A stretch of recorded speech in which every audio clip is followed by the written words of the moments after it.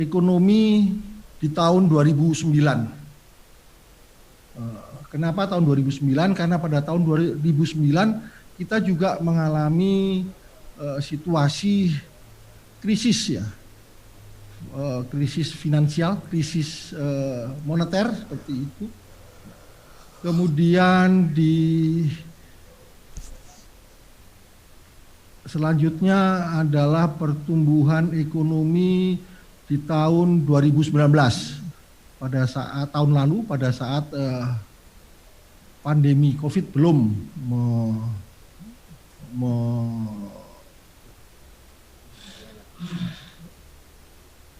mewabah. Kemudian yang terakhir data proyeksi pertumbuhan ekonomi di tahun 2020 ya, yang berwarna merah muda. Kita lihat Indonesia, rata-rata memang pertumbuhan Indonesia berada di angka 4-6% pertumbuhan per tahun.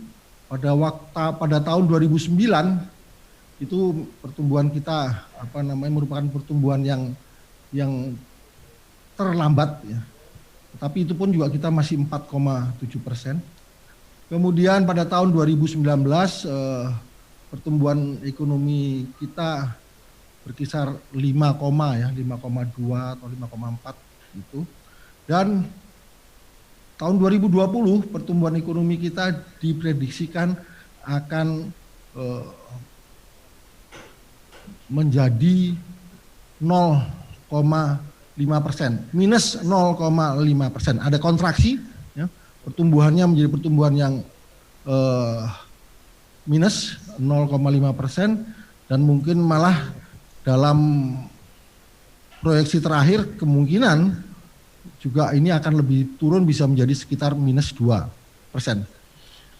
Itu adalah pertumbuhan ekonomi di Indonesia, sedangkan pertumbuhan ekonomi di Jepang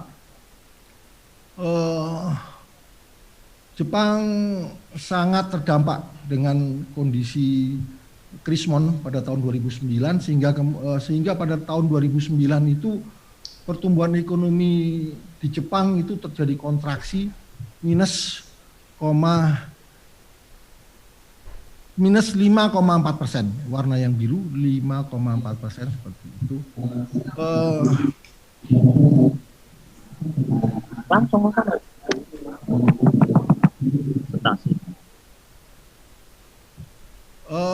kemudian kondisi ekonomi Jepang setelah tahun 2009 mulai kembali bangkit ya, dengan pertumbuhan yang tidak signifikan ya, sehingga pada tahun 2009 di Jepang itu pertumbuhan ekonominya plus 0,7%. Nah, dengan situasi pandemi COVID ini di tahun 2020 itu diproyeksikan Jepang kembali akan terkontraksi sehingga diperkirakan itu akan menjadi minus, pertumbuhannya ekonominya menjadi minus 5,2%. Bapak Ibu sekalian, kalau kita lihat pertumbuhan ekonomi ini, pertumbuhan ekonomi Indonesia jauh lebih baik dibandingkan dengan pertumbuhan ekonomi Jepang. Tetapi mengingat kekuatan perekonomian Jepang, dengan kondisi pertumbuhan ekonomi yang buruk ini, Jepang masih bisa bertahan. Meskipun pertumbuhannya minus, kemudian kalaupun juga surplus juga masih kecil di atas 0%, tetapi karena kekuatan perekonomian Jepang, pertumbuhan ekonomi yang buruk ini Jepang masih bisa bertahan. Ini karena kita tahu mungkin Jepang negara yang mempunyai tabungan yang yang sangat besar ya, sehingga dalam pertumbuhan ekonomi negatif pun masih bisa mempergunakan tabungannya. Sebaliknya jika hal ini terjadi di Indonesia, kalau pertumbuhan Indonesia ini seperti pertumbuhan perekonomian Jepang, dipastikan Indonesia akan mengalami kebangkrutan. Karena itu pertumbuhan ekonomi di Indonesia merupakan salah satu kunci agar perekonomian Indonesia tetap dapat berkembang. Salah satu penyebab buruknya pertumbuhan perekonomian Jepang adalah kurangnya tenaga kerja domestik di Jepang. Ya, ini karena struktur kependudukan demografi Jepang itu merupakan berbentuk piramida terbalik, ya, di mana penduduk usia lanjut, usia tua itu lebih besar daripada penduduk usia kerjanya. Oleh karena itu ada kepentingan bagi Jepang untuk mendatangkan tenaga kerja asing. Dan tenaga kerja asing yang didatangkan itu dilakukan dalam skema pemagangan. Karena dengan skema pemagangan masih dirasakan kurang, pada tahun 2019 Jepang merelaksasi kebijaksanaannya dan juga membuka peluang bagi tenaga kerja asing. Bukan hanya pemagangan, tetapi sejak tahun 2019 dibuka juga untuk bisa menerima tenaga kerja asing yang dikenal dengan program Tokutegi no. Bahasa Jepangnya Tokutegi no program itu. Atau dikenal juga dengan nama program Specified Skill Workers atau SSW. Dengan persyaratan yang lebih ketat atau sulit dibandingkan dengan program pemagangan. Di masa depan Jepang masih memberikan peluang yang sangat besar untuk menerima tenaga kerja asing, baik berupa program pemagangan maupun program SSW. Situasi ini memberikan kesempatan yang besar kepada tenaga kerja muda Indonesia untuk masuk ke Jepang. Di tengah masih terbatasnya kesempatan kerja di dalam negeri. Di samping itu, kesempatan untuk bekerja di Jepang ini juga merupakan upaya untuk meningkatkan kompetensi kerja tenaga kerja muda Indonesia. Dalam mengisi kekurangan tenaga kerja di Jepang, Indonesia harus berkompetisi dengan negara-negara yang juga menempatkan tenaga kerjanya di Jepang, antara lain Vietnam, Cina, Filipina, Thailand, dan lain-lain. Sebagian besar dari tenaga kerja asing ataupun pemagang asing itu berasal dari Asia Tenggara. Dan sebagian juga dari Asia Selatan, seperti Bangladesh, Pakistan. Karena itu, mempersiapkan para trainee atau tenaga kerja yang akan ditempatkan di Jepang merupakan hal yang sangat penting untuk dapat bersaing dengan tenaga kerja asing dari negara yang telah saya sebutkan di atas. Bapak Ibu yang saya hormati, bagaimana dampak pandemi COVID-19 dalam program pemagangan ke Jepang ini? Saya ingin menyampaikan kata kunci. Dampak pandemi COVID-19 ini hanya bersifat temporary atau sementara saja. Ke depan situasi akan membaik kembali serta memberikan hikmah kepada kita semua. Untuk itu, optimisme harus selalu menjadi sikap kita. Ini kata kunci kita di dalam menghadapi pandemi COVID-19 ini. Badai pasti akan berlalu, kalau lagunya apa? Lagunya Chrisye, ya lagunya Chrisye. Badai pasti akan berlalu, seperti itulah pandemi COVID ini.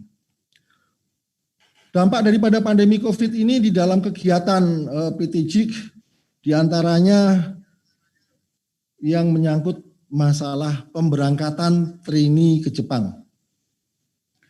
Sejak bulan April 2020, pemerintah Jepang menghentikan penerimaan trainee untuk masuk ke Jepang. Jadi kita tidak bisa lagi memberangkatkan trainee ke Jepang, bukan hanya Indonesia, tapi semua negara harus menghentikan penempatan trainee-nya ke Jepang. Diperkirakan penghentian penerimaan trainee Indonesia ini akan berlangsung sampai dengan akhir tahun 2020. Jadi kita semuanya, kami di sini sudah bersiap untuk menerima suatu situasi di mana pada tahun 2020 ini sejak bulan April sampai nanti Desember kita tidak bisa memberangkatkan trainee kita ke Jepang. Di tahun 2021 mudah-mudahan bisa, tapi juga tidak tahu kapan kira-kira akan boleh kembali untuk mengirim trainee ke Jepang. Pemberangkatan trainee ke Jepang ini ya, di satu sisi dihentikan oleh pemerintah Jepang, di sisi yang lain dari pihak Indonesia sendiri ini ada surat keputusan Menteri Tenaga Kerja, Menteri Ketenagakerjaan, keputusan Menaker nomor 151 tahun 2020 yang memutuskan menghentikan penempatan pekerja migran Indonesia TKI. Kalau dulu kita sebut, kita istilahnya apa namanya, TKI, Tenaga Kerja Indonesia, maka sekarang ini kata TKI itu diganti dengan pekerja migran Indonesia, PMI. Jadi SK Menaker nomor 151 ini memutuskan untuk menghentikan penempatan pekerja migran Indonesia termasuk trainee ke luar negeri. Nah, ini untuk melindungi para PMI kita maupun para trainee kita dari terpapar COVID-19 di luar negeri, karena itu diputuskan untuk dihentikan. Dan sampai sekarang surat keputusan tersebut masih berlaku, tetapi pada saat ini keputusan ini sedang diwacanakan untuk dicabut karena kebutuhan kita untuk bisa menempatkan kembali PMI dan trainee kita ke luar negeri. Ini keputusan ini akan dipertimbangkan untuk dicabut dengan mempertimbangkan kondisi dari negara penerima PMI. Sejak bulan April hingga Juli 2020, jadi sejak bulan April hingga bulan ini, PT JIK tidak atau belum bisa memberangkatkan total 486 trainee ke Jepang. Jadi sebetulnya sejak April sampai dengan Juli ini kita sudah harus memberangkatkan 486 trainee ke Jepang, tetapi dengan keputusan baik dari Jepang maupun dari pemerintah Indonesia belum bisa diberangkatkan. Untuk itu pemberangkatan trainee ini harus dijadwal ulang, menyesuaikan dengan kebijaksanaan pemerintah Jepang, pemerintah Indonesia, serta mempertimbangkan juga kepentingan perusahaan penerima di Jepang. Selanjutnya, dari bulan Agustus 2020 sampai dengan bulan November tahun 2020, itu kita ada rencana untuk memberangkatkan 590 trainee.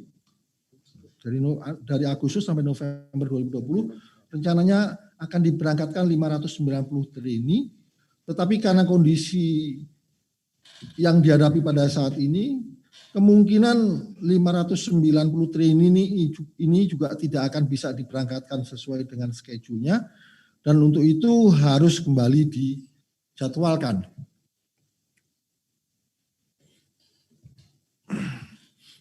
Diperkirakan kurang lebih 20% dari trainee yang rencananya diberangkatkan bulan April sampai dengan November 2020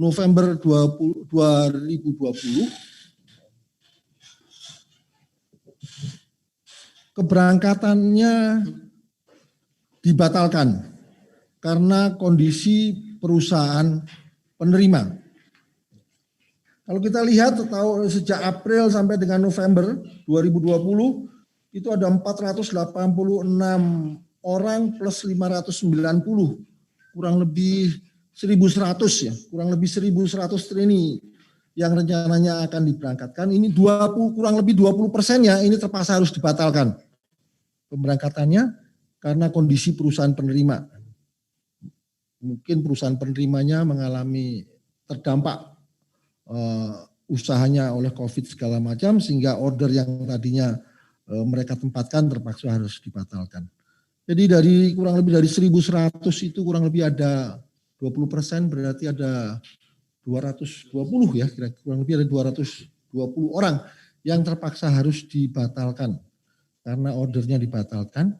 Dan bagi trainee yang dibatalkan pemberangkatannya tersebut akan dipindahkan ke perusahaan penerima lainnya dan untuk itu juga akan dijadwalkan kapan mereka bisa diberangkatkan. Selanjutnya yang berhubungan dengan keadaan trainee PT JIK di Jepang.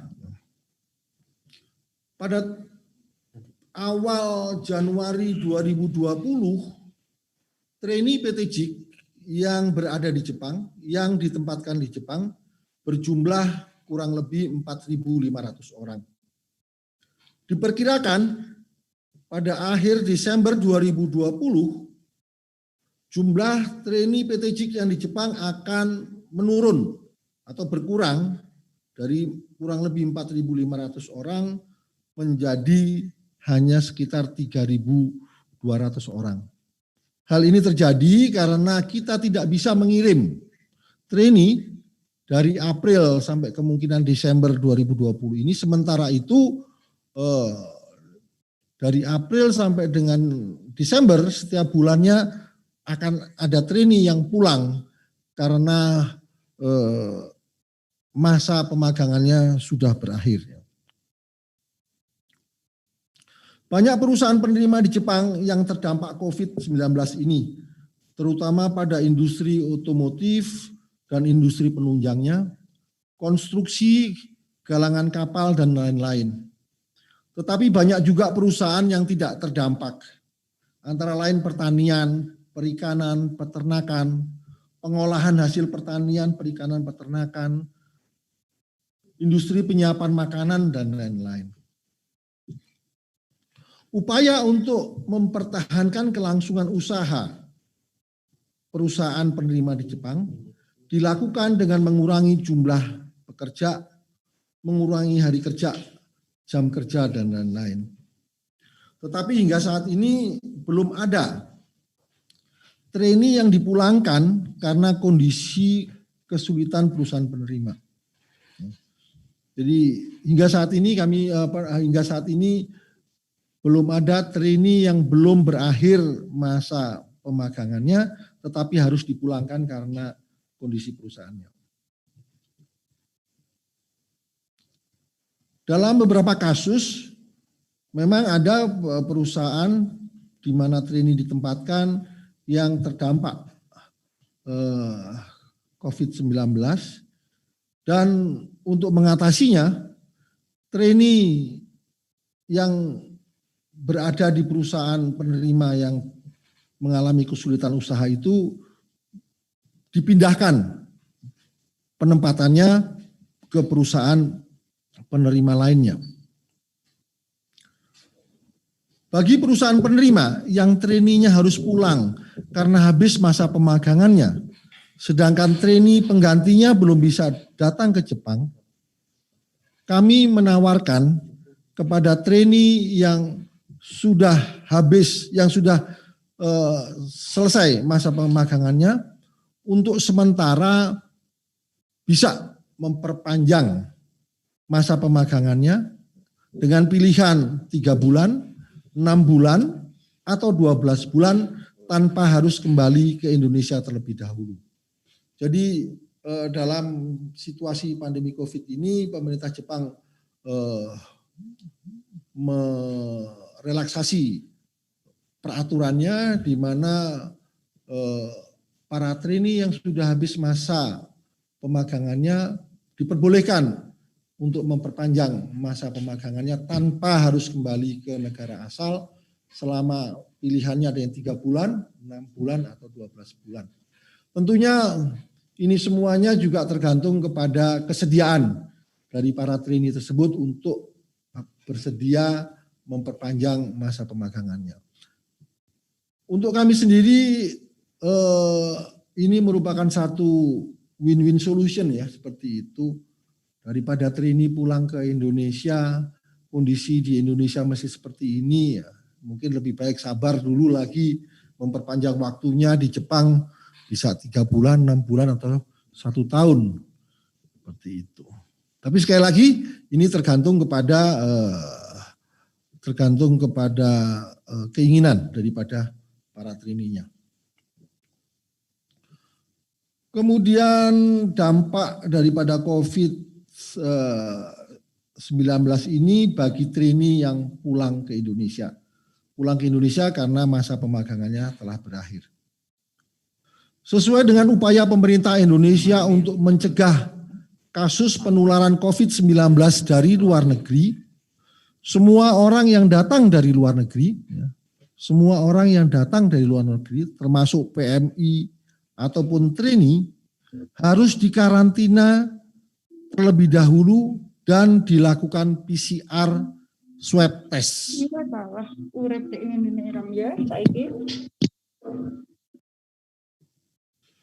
Demikian juga untuk trainee yang pulang ke Indonesia. Setibanya di Bandara Soekarno-Hatta harus dikarantina terlebih dahulu di Wisma Atlet Pademangan untuk selanjutnya dilakukan swab test. Lama masa karantina 3-4 hari sambil menunggu hasil swab testnya. Jika hasil swab test negatif, trainee bisa kembali ke rumahnya masing-masing dan menjalani karantina mandiri selama 14 hari di rumahnya. PT JIK bekerja sama dengan JIK Jepang telah melakukan pemantauan dan langkah-langkah preventif agar para trainee yang akan pulang ke Indonesia dalam kondisi tidak terinfeksi COVID-19. Jadi kami sudah melakukan upaya-upaya agar trainee yang pulang ke Indonesia pada waktu nanti di swab test itu dalam kondisi negatif, tidak terinfeksi oleh COVID-19. Dan alhamdulillah pemulangan trainee yang harus di karantina itu sejak bulan Mei ya, sejak bulan Mei, Juni, dan semalam juga ada lagi trainee 100 berapa yang pulang ya? 170-an ya trainee yang pulang. Ya. Mudah-mudahan ini mereka semuanya hasil swab testnya negatif ya, sehingga tidak menimbulkan masalah lebih lanjut. Dalam prosedur pemulangan trainee ini, PT JIK bekerja sama dengan gugus tugas percepatan penanganan COVID-19 pusat. Kami menjemput para trainee di Bandara Soekarno-Hatta dan mendampinginya pada saat pelaksanaan karantina hingga trainee dapat pulang ke rumahnya masing-masing. Bapak Ibu sekalian, kegiatan-kegiatan pra pemberangkatan pada masa PSBB proporsional saat ini.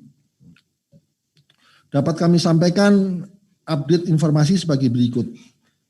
Kantor utama PT JIK Depok dan kantor PT JIK Surabaya mengikuti peraturan pemerintah daerah setempat hingga saat ini masih melaksanakan sistem kerja WFH secara bergilir, work from home. Jadi pada saat ini hanya 50% daripada karyawan staf kami yang bekerja di kantor, yang 50%-nya lagi WFH dilakukan secara bergilir. Sedang kantor PT JIK Yogyakarta telah dapat bekerja secara normal. Jadi khusus untuk Yogyakarta karena situasi daerahnya saat ini kegiatan kantor sudah 100% pulih kembali. Walaupun kami belum mengetahui kapan para trainee dapat diberangkatkan kembali ke Jepang, kegiatan-kegiatan pra pemberangkatan berupa seleksi, penempatan atau matching, pelatihan, persiapan dokumen tetap kami lakukan dengan menyesuaikan kondisi yang ada. Sedang untuk kegiatan medical check up atau MCU ditangguhkan menunggu saat yang tepat. Kegiatan pelatihan yang selama ini dilakukan di training center, baik untuk pelatihan dasar selama 2 bulan maupun pelatihan lanjutan selama 2 bulan, terpaksa dilakukan secara daring atau online, mengingat belum diperbolehkannya kegiatan training center dilaksanakan. Kami akan kembali membuka kegiatan pelatihan di training center segera setelah diizinkan oleh pemerintah daerah setempat dengan mengikuti ketentuan-ketentuan pada masa PSBB proporsional. Untuk itu telah disediakan sarana prasarana, pelaksanaan protokol kesehatan, serta SOP kegiatan pelatihan yang mengacu pada perilaku hidup bersih dan sehat atau PHBS. Bapak Ibu sekalian, demikian informasi update yang kami ingin sampaikan. Silakan nanti kemudian kalau ada yang tidak jelas atau ada yang perlu diperjelas, kami akan menyampaikannya. Harapan kami seperti tadi sudah kami sampaikan bahwa kita harus tetap optimis menghadapi situasi ini. Kita semuanya menjaga agar kita tetap berada dalam keadaan sehat, sehat jasmani, begitu juga dengan sehat rohani kita, agar kita bisa mengatasi masalah pandemi COVID-19 ini. Demikian Bapak Ibu yang ingin saya sampaikan, saya serahkan selanjutnya kepada moderator untuk melanjutkan acara ini. Terima kasih. Wassalamualaikum warahmatullahi wabarakatuh. Waalaikumsalam warahmatullahi wabarakatuh. Terima kasih Bapak Wahyu Juliarso, selaku Direktur Utama PT Jakarta yang telah memberikan sambutan dan arahan penjelasan secara detail tentang kondisi secara makro maupun mikro yang terjadi selama pandemi ini, dan khususnya tentang kondisi PT JIG berkaitan dengan pemagangan di Jepang. Nah, dari penjelasan-penjelasan yang ada ini, apabila ada yang ingin ditanyakan ataupun mungkin ada pertanyaan seputar pemagangan yang mungkin menjadi keresahan dari para mitra kami dari sekolah-sekolah, silakan kami buka termin tanya jawab, bisa lewat tertulis ya, chat ya, ataupun bisa secara langsung kami persilahkan. Ya, sebenarnya sesi yang pertama ini adalah sesi pembacaan pertanyaan, tapi saya lihat belum ada pertanyaan yang disampaikan lewat media chat. Jadi langsung saja kami buka termin pertanyaan secara langsung. Ya, untuk sesi termin yang pertama ini kami berikan kepada 3 penanya. Kami persilakan.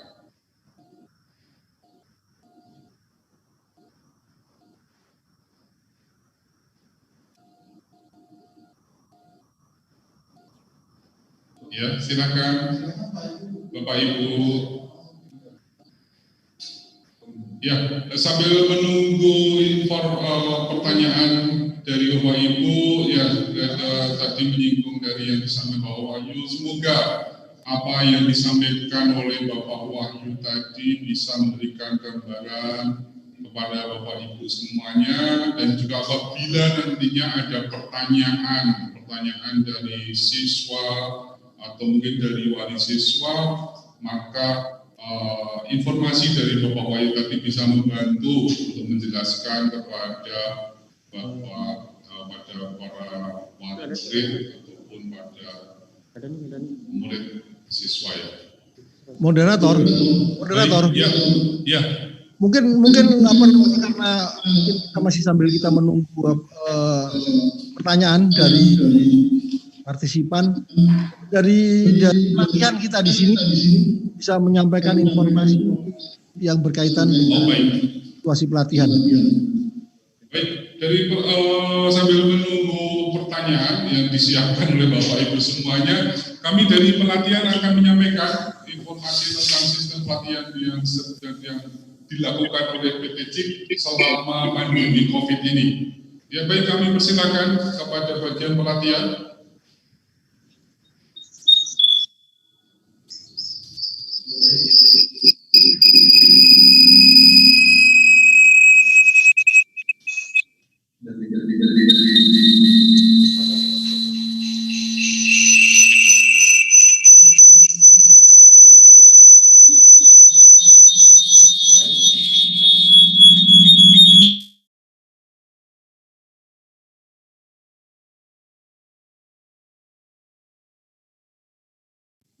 Assalamualaikum warahmatullahi wabarakatuh. Selamat siang Bapak Ibu rekan SMK Mitra PT JIK.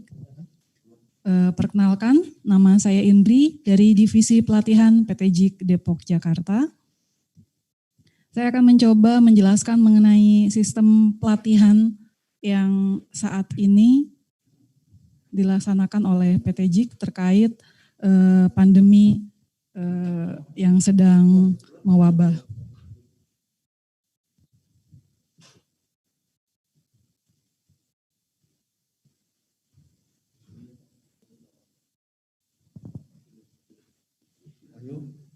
Public speaking. Ya, mohon ditunggu Bapak Ibu, filenya sedang kami siapkan. Jadi perlu Bapak Ibu ketahui sebelumnya bahwa sebelum pandemi mewabah, kami dari PT JIK sudah memberlakukan pembelajaran secara daring. Ada 3 tahap pembelajaran daring yang kami lakukan melalui website resmi dari PT JIK. Yang pertama yaitu pembelajaran pelatihan dasar yang bertujuan untuk mempersiapkan siswa pada saat nanti masuk pelatihan dasar dengan harapan begitu masuk pelatihan dasar paling tidak siswa sudah menguasai pembelajaran huruf dasar dan salam. Jadi dan program tersebut dikhususkan untuk siswa yang sudah lulus seleksi PT JIK.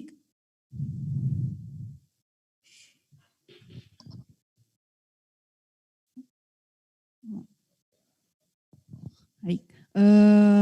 Kemudian setelah siswa dipanggil untuk pelatihan dasar, di antara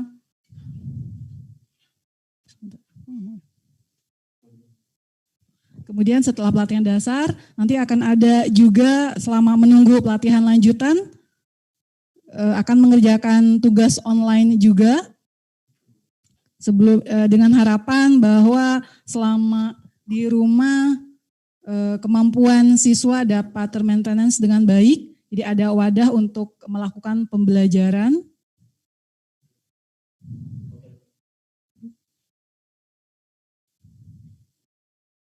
Baik, ini skemanya seperti ini. Jadi sebelum pandemi mewabah, kami sudah melakukan pembelajaran secara daring. Sedangkan pelatihan dasar dan pelatihan lanjutan, kecepatan mohon slide sebelumnya. Ya, pelatihan dasar dan pelatihan lanjutan yang sebelumnya dilakukan secara luring di luar jaringan. Saat ini pun kami karena PT JIK tidak memungkinkan untuk melakukan pembelajaran secara tatap muka, terpaksa kami melakukan pelatihan dasar dan pelatihan lanjutan secara daring juga.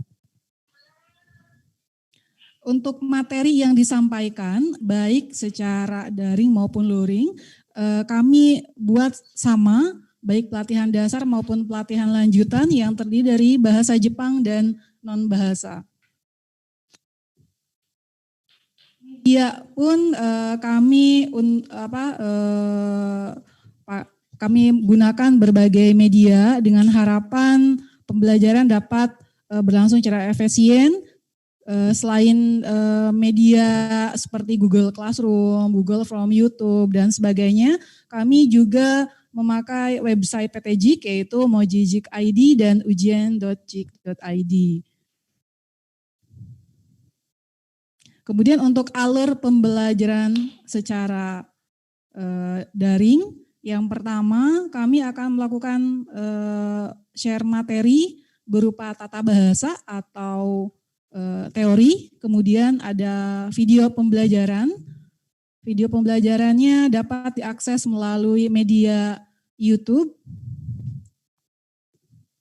Kemudian akan ada latihan baik tertulis maupun percakapan.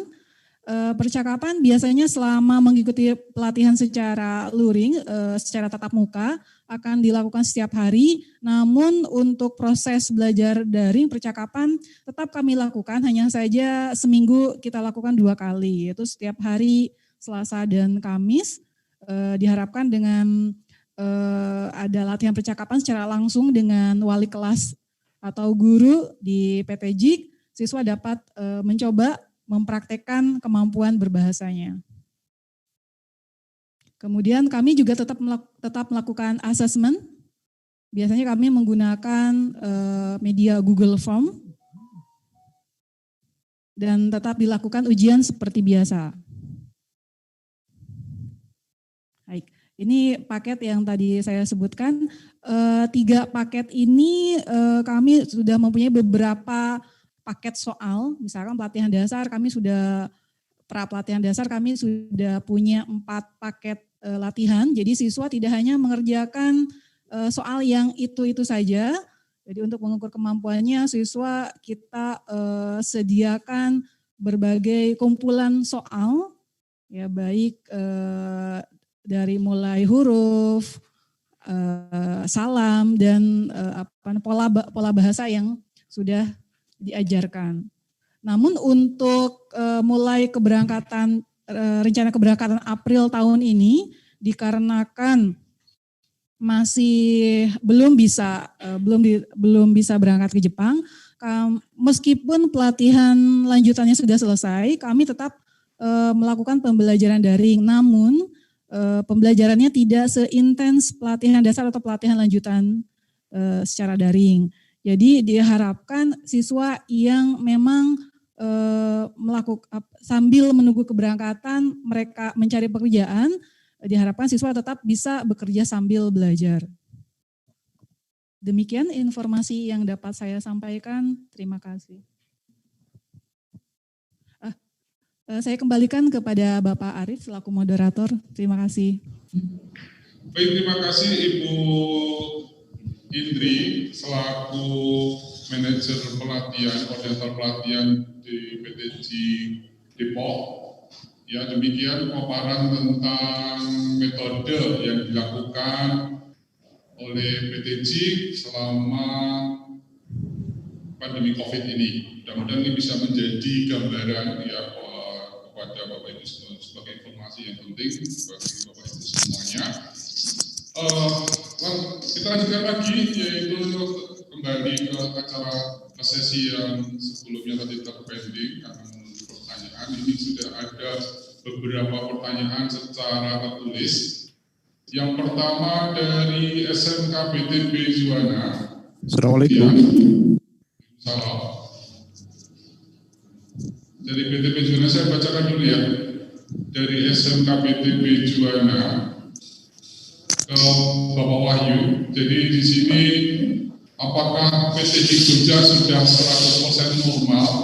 Apakah MCU-nya dijadwalkan normal juga?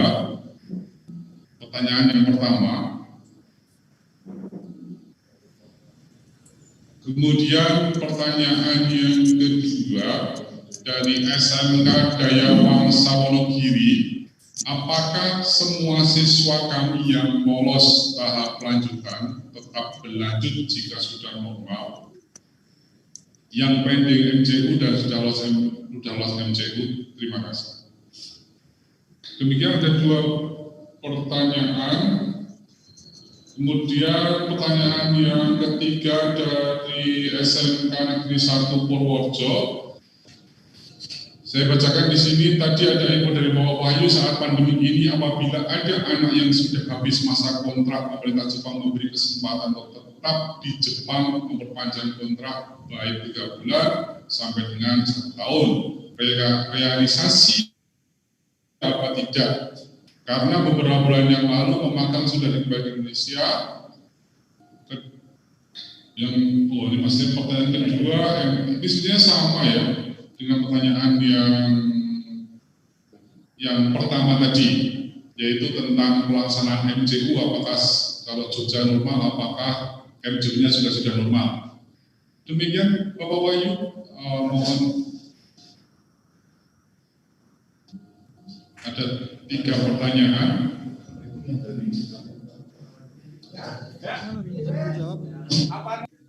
Tadi saya dulu yang mohon maaf ya, sudah ada 3 pertanyaan. 3 pertanyaan. Oke Pak Arif. Ya. 3 pertanyaan tertulis tadi, mohon bisa dijawab dulu. Oke. Saya akan menjawab akan menjawab pertanyaan tersebut ya, tapi tidak semuanya saya jawab. Nanti saya juga memerlukan bantuan untuk menjawab dari staf PTJIK yang lain. Yang mana kira-kira yang perlu saya jawab, Pak Tenten?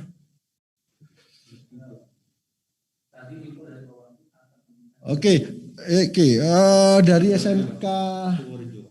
SMK Purworejo ya, ada pertanyaan apakah sudah ada trainee yang masa pemagangannya sudah habis tapi kemudian memperpanjang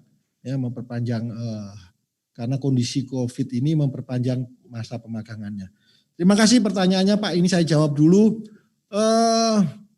Sudah ada ya. Jadi kebijaksanaan untuk memperpanjang masa pemagangan karena situasi pandemi COVID ini kita sebut sebagai skemanya dalam bahasa Jepang Tokute Katsudo ya, Tokute Katsudo. Jadi di mana dalam skema Tokute Katsudo ini seseorang bisa trainee yang sudah habis masa pemagangannya bisa memperpanjang masa pemagangannya selama pilihannya 3 bulan, 6 bulan atau 1 tahun seperti itu. Dan realisasinya sudah ada para trainee yang kemudian karena melihat situasi ini memilih untuk memperpanjang masa pemagangannya. Ke depan saya pikir akan semakin banyak para trainee untuk yang bisa memilih program Tokute Katsudo tersebut. Sekarang ini sudah banyak ya, mungkin sejak bulan April ya, sejak bulan April mungkin sudah ada sekitar 30-an orang mungkin kira-kira begitu yang sudah memperpanjang masa pemagangannya. Demikian pertanyaan dari SMK Purworejo ya, saya tanggapi. Yang lainnya mungkin bisa siapa yang akan menanggapi, Pak Tenten atau silakan dibagi pertanyaannya. Dibuka aksesnya sendiri ya.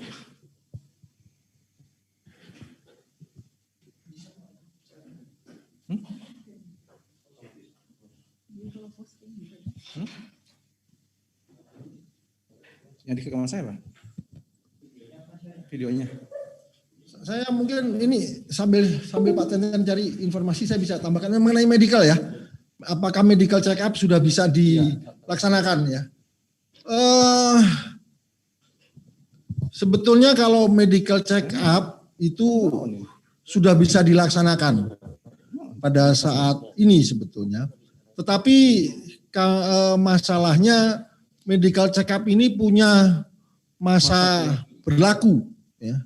Masa berlaku. Misalnya untuk medical check up itu masa berlakunya selama 1 tahun.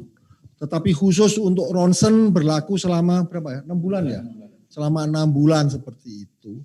Jadi kami khawatir kalau medical check up itu dilaksanakan sekarang, sementara keberangkatannya belum kita ketahui kapan bisa terrealisasi, itu kami tak khawatirkan terjadi kadaluarsa seperti itu. Karena itu MCU itu kita akan sesuaikan dengan masa rencana keberangkatan daripada para trainee. Saya pikir mengenai pelaksanaan MCU seperti itu, dan kami punya kebijaksanaan untuk MCU yang harus mengulang karena sudah kadaluarsa, maka biaya untuk pengulangan MCU ini akan ditanggung oleh PT JIK. Bapak Ibu sekalian, ada 2 tahap di dalam MCU yang kita lakukan. Yang pertama itu kita sebut sebagai MCU 1. MCU 1 itu dilakukan pada saat beberapa waktu sebelum trainee mulai masuk ke pelatihan dasar.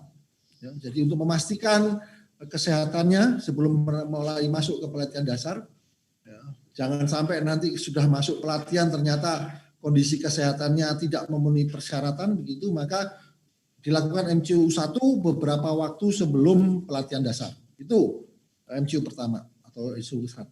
Kemudian kami lakukan MCU 1 ini biayanya ditanggung bersama. Ditanggung bersama. 400.000 ditanggung oleh siswa yang akan masuk ke pelatihan dasar, sedangkan kekurangannya ditanggung oleh PT JIK. Seperti itu. Selanjutnya kemudian juga akan dilakukan MCU kedua. Materi daripada MCU 1 dan kedua ini ada yang sama, ada juga yang berbeda begitu. Misalnya yang berbeda itu misalnya apa? Telinga apa? Misalnya mengenai kemampuan mendengar ya, audiometri tes ya. Pada waktu MCU 1 itu tidak dilakukan, tapi MCU 2 itu dilakukan audiometri tes itu. Untuk MCU 2 ini dilaksanakan kira-kira 1 bulan atau 1,5 bulan sebelum trainee diberangkatkan ke Jepang. Dan biaya untuk MCU 2 ini seluruhnya ditanggung oleh PT JIK. Demikian yang berhubungan dengan MCU. Ada yang perlu ditambahkan mungkin? Cukup? Oke. Ya, Pak moderator, mungkin ada pertanyaan lainnya yang bisa tadi yang belum dijawab. Baik, terima kasih Pak Wahyu. Kita lanjut ke pertanyaan. Sepertinya dari yang jawaban dari Pak Wahyu sudah bisa paham ya, sudah bisa memahami paparan dari Pak Wahyu tentang pertanyaan tersebut.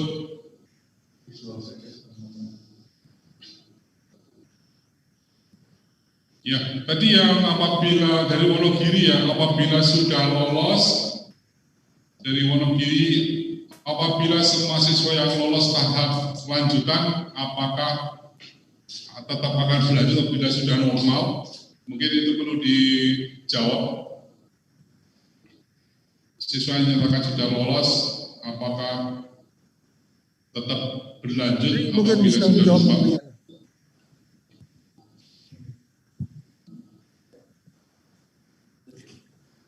Tes.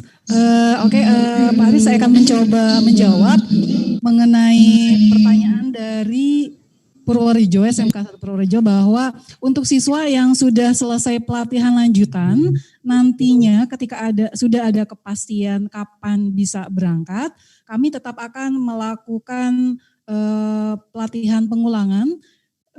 Waktunya ditentukan, misalkan ketika CSPK siswa rencana keberangkatan April yang memang sudah selesai melakukan pelatihan lanjutan secara offline 2 bulan, mungkin nanti akan sekitar 3 sampai 4 minggu akan mengulang. Lain dengan siswa rencana keberangkatan Juni, mulai Juni itu pelatihan lanjutan sampai selesai dilakukan secara daring untuk melihat kembali kemampuan bahasa dan penilaian sikapnya. Mungkin nanti pelatihan pengulangannya akan lebih lama, kurang lebih 4 sampai 6 minggu. Begitu. Terima kasih. Jawabannya. Jadi ya jawaban dari SMK Purworejo. Ini yang mohon maaf untuk pertanyaan dari Wonogiri, apabila siswa yang dinyatakan sudah lolos, apakah apabila normal tetap akan berlanjut?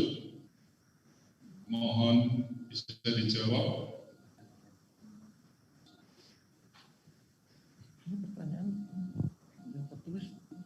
Yang sudah lolos MCU atau pending MCU. Untuk siswa yang sudah lulus MCU maupun yang sebetulnya yang belum MCU persiapan pelatihan dasar, saat ini kami akan memanggil untuk pelatihan dasar secara daring, secara bertahap, disesuaikan dengan kebutuhan prospek order di waktu yang akan datang. Begitu Pak. Terima kasih. Lanjut ya, yang sudah dinyatakan lolos tetap akan lanjut ya. Betul Pak. Disesuaikan untuk siapa yang akan dipanggil disesuaikan dengan prospek order ke depannya. Baik, ini seperti itu dari SMK Daya Wangsa. Jadi tetap lanjut bila sudah normal, tapi untuk kondisi saat ini memang karena ordernya tadi sampaikan dari Bapak Wahyu ya, order juga turun, ada beberapa order bahkan sudah dibatalkan, bahwa order-order baru pun yang biasanya ada pun itu ada yang pending. Nah, tentunya pemanggilan siswa yang sudah lolos menjadi tidak seperti yang direncanakan. Jadi mohon bisa semuanya bersabar. Baik, sebetulnya untuk jawab pertanyaan secara tertulis sudah dijawab semuanya. Kemudian sesi kami buka berikutnya sesi pertanyaan secara langsung. Silakan, kami persilakan untuk pertanyaan secara langsung bagi sekolah mitra. Kami persilakan.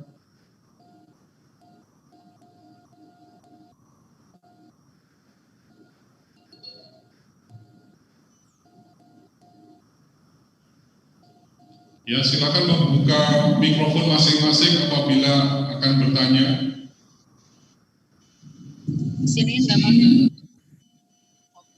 Dari Ibu EM Rohaimi. EM Rohaimi bukan siapa? Oh. Kenapa? Kepanggil?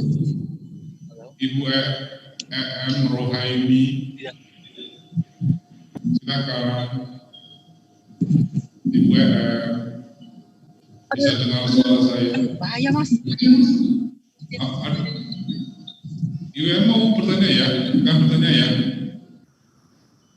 Silakan Ibu EM. Ibu EM dari mana Ibu EM? Suganaya di Kedingin. Ibu EM akan bertanya. Emang dipanggil?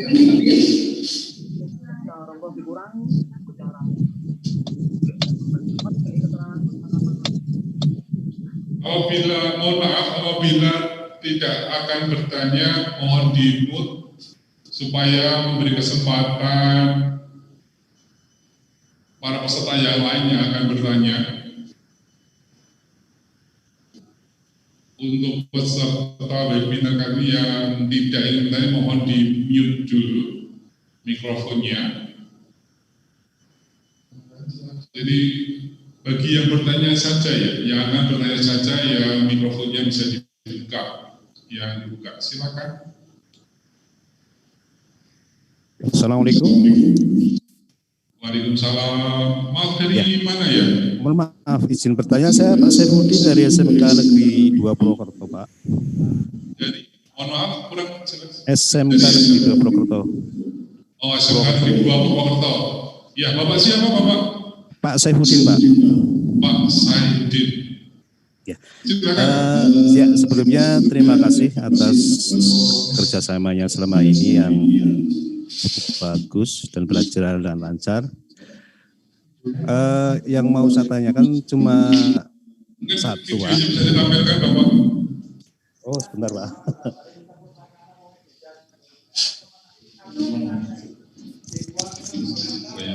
Ini Bapak. Pak Soyudin Ya. dari Purwakarta. Purwokerto, Pak. Purwokerto. Jawa Tengah ya. Ya, betul. Kebetulan di tempat kami ini kan ada 8 kompetensi keahlian ya, Pak. Dan sampai saat ini hanya 1 kompetensi yang kalau ada rekrutmen Jack belum bisa ikut, yaitu jurusan multimedia. Kami sebagai pengelola BKK kadang merasa kayak ada beban gitu. Kenapa yang semuanya bisa kok 1 enggak gitu. Dan pertanyaan anak-anak dari kompetensi multimedia 1, kenapa gitu. Makanya saya mau jawab pun agak bingung juga perbedaannya apa gitu.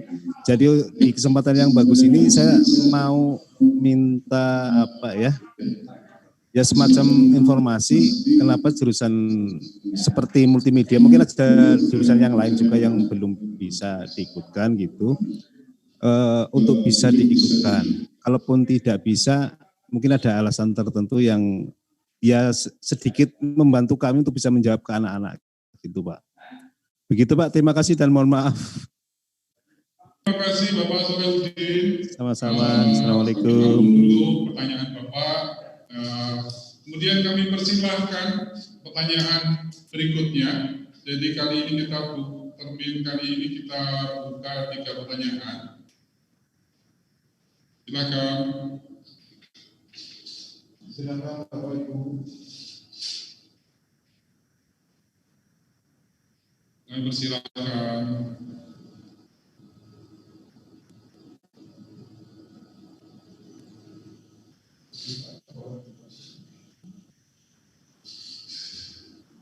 Ya, monggo. Baik, sambil menunggu ya, sepertinya masih belum ada pertanyaan. Kami jawab langsung saja pertanyaan Bapak Soyudin. Mohon bisa dibantu menjawab. Mungkin Bapak Tenten bisa membantu menjawab. Baik. Terima kasih Pak Saifuddin dari SMK Negeri 2 Purwokerto. Selamat pagi menjelang siang Bapak Ibu semua peserta webinar hari ini. Perkenalkan, nama saya Tenten Agus Sapuan. Baik Bapak Ibu, belum menjawab pertanyaan dari Pak Saifuddin tadi, saya ingin menambahkan atau menguatkan dari jawaban untuk pertanyaan berhubungan dengan siswa yang sudah selesai seleksi, selanjutnya bagaimana begitu. Nah, kami memiliki sistem untuk siswa yang sudah diseleksi dan belum mengikuti tahapan selanjutnya, yaitu medical check-up 1 sampai pelatihan dasar. Kami dengan sekarang kan mudah, ada digital begitu, kami buatkan WhatsApp group salah satunya, lalu kami berikan tugas-tugas online, baik yang berhubungan dengan bahasa Jepang atau yang non bahasa Jepang, seperti budaya kerja, untuk kesehatan, fisik, mental, dan lain-lain. Kami memberikan tugas-tugas secara online ke seluruh siswa yang sudah dinyatakan lulus tahapan seleksinya, namun belum dapat melanjutkan ke tahapan medikal atau pelatihan dasar. Setelah ada di posisi menunggu di pelatihan sebelum pelatihan dasar, sesuai dengan prospek kebutuhan keberangkatan ke Jepang, calon siswa tersebut dipanggil untuk mengikuti pelatihan dasar online. Itu akan bertahap, setiap bulan ada beberapa orang dari setiap sekolah atau setiap kompetensi jurusan. Jumlah siswa dalam satu kelas pelatihan dasar online-nya kurang lebihnya sama dengan pelatihan dasar di offline. Dan kami tidak membatasi siswa apabila ada yang sedang memiliki aktivitas kerja di kesehariannya. Namun untuk kegiatan yang seperti itu harus dilaporkan kepada instruktur atau senseinya atau pengajarnya sehingga dapat diketahui untuk kegiatan sehari-harinya. Itu tambahan dari pertanyaan yang tadi. Yang kedua, mengenai kompetensi jurusan yang diseleksi oleh PTJ kepada sekolah yang bermitra. Sebelumnya Bapak Ibu kami sampaikan dulu bahwa pekerjaan yang dibuka oleh Jepang, dapat izin seperti itu terbatas untuk beberapa jenis pekerjaan. Itu izinnya ada khusus. Kalau disederhanakan adalah pekerjaan-pekerjaan yang disubstitusi oleh warga negara asing seperti Indonesia, Vietnam, Filipina, Cina seperti itu.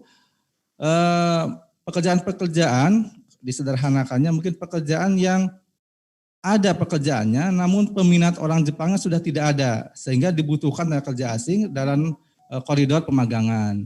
Pekerjaan apa itu? Sederhananya jenis pekerjaan yang berat, monoton, beresiko, kotor. Nah, industrinya seperti apa? Industrinya sebagian besar di manufaktur, di permesinan, di pengelasan, atau di agroindustrinya, di pertanian, di pengolahan makanan. Kami cari korelasinya di sekolah mana yang ada kesiapan seperti itu. Kalau kami cari di SMA tidak mungkin. Kami cari di madrasah aliyah juga tidak memungkinkan. Yang mendekati adalah SMK. SMK yang seperti apa juga untuk mengurangi tingkat kegagalan. SMK yang memiliki kompetensi jurusan di mana siswanya sudah terbiasa atau siap untuk jenis pekerjaan atau bekerja di situasi seperti itu.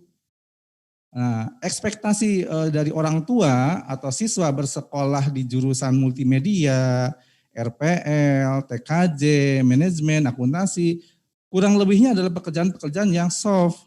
Sedangkan untuk siswa yang belajar di jurusan di permesinan, di pertanian, di pengelasan, secara mental sudah terbiasa di kelas atau di bengkel atau di praktek lapangan, memang berhubungan dengan pekerjaan-pekerjaan yang berat, beresiko, kotor, dan lain-lain.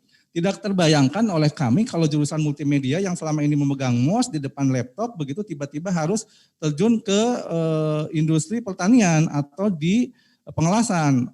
Sangat besar sekali kemungkinan untuk gagalnya. Sederhananya begitu Bapak Ibu, sehingga sampai saat ini dengan dukungan dari Bapak Ibu semua di sekolah, dukungan dari semua stakeholdernya PTJ, jumlah siswa magang kami di Jepang terus meningkat.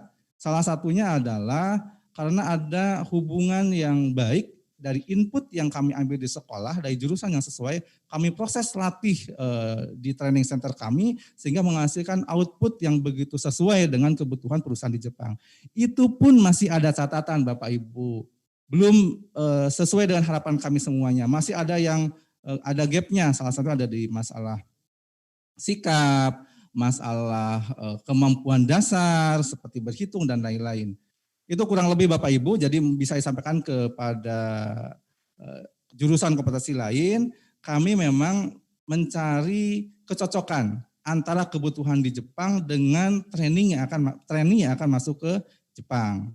Kami mengurangi sekecil mungkin, meskipun tidak bisa nol, mengurangi sekecil mungkin tingkat kegagalan atau masalah yang akan muncul nanti di Jepang. Mungkin itu Pak Arif, Pak Saifuddin, Bapak Ibu guru semuanya, mudah-mudahan bisa dapat pencerahan dari informasi saya tadi. Saya kembalikan ke moderator. Baik, terima kasih Pak. Terima kasih Pak Tente dan juga mohon Pak Saifuddin bisa memahami ya jawaban dari. Oke, siap Pak. Iya. Terima kasih. Baik, kami kebetulan saat ini sudah ada pertanyaan lagi secara tertulis ya sebelum saya. Jadi ini kombinasi aja tertulis dan langsung. Tadi meskipun kita rencanakan untuk pertanyaan langsung, tapi nanti terlalu banyak jeda ya kalau kita menunggu pertanyaan-pertanyaan yang sifatnya langsung dan ternyata belum datang. Langsung saya bacakan saja. Ada satu pertanyaan dari Ibu Endang Kristianini dari SMK Leonardo Padan ya, seperti ya Bu Endang ini ya. Pertanyaannya, apakah untuk siswa, ya maaf, ini kan ada beberapa siswa yang belum berangkat ke Jepang. Apakah untuk siswa kelas 12 tahun ini sudah ada rencana untuk rekrutmen lagi? Misal sudah ada, kira-kira model seperti apa yang seperti apa, karena ini masih pandemi ya. Terima kasih. Mohon bisa dijawab pertanyaan dari Ibu Endang. Bapak Tenten mungkin bisa membantu. Arif, ya. Ini menyangkut kebijaksanaan seleksi ya. Yang namanya bisa dijawab oleh Jogja ya. Pak Gunawan bisa menjawab pertanyaan itu, silakan. Baik Pak Wahyu, silakan Bapak Gunawan. Mungkin Pak Gunawan bisa Ya, terima kasih sekali Bu Endang. Ya, Bu Endang ini adalah teman kita yang termasuk sering datang ke kantor ya. Iya Pak. Ya. Cuma karena memang kondisi ya Bu Endang ya, kita sudah lama tidak bertemu lagi ya Bu Endang ya. Ya Pak, yang penting selalu sehat-sehat ya Pak. Ya, tadi saya sudah lihat foto Ibu kok Bu. Ya, Bu Endang, pada prinsipnya PT JIK ini menerapkan first in, first out. Siapa yang sudah masuk dulu dengan kriteria-kriteria yang memenuhi syarat, itulah nantinya yang akan kita tempatkan dulu. Nah, yang terjadi saat ini Bu Endang, dengan adanya pembatalan keberangkatan mulai bulan April, kemudian Mei, kemudian Juni, kemudian kemungkinan ini Agustus dan tidak jelas akan sampai kapan.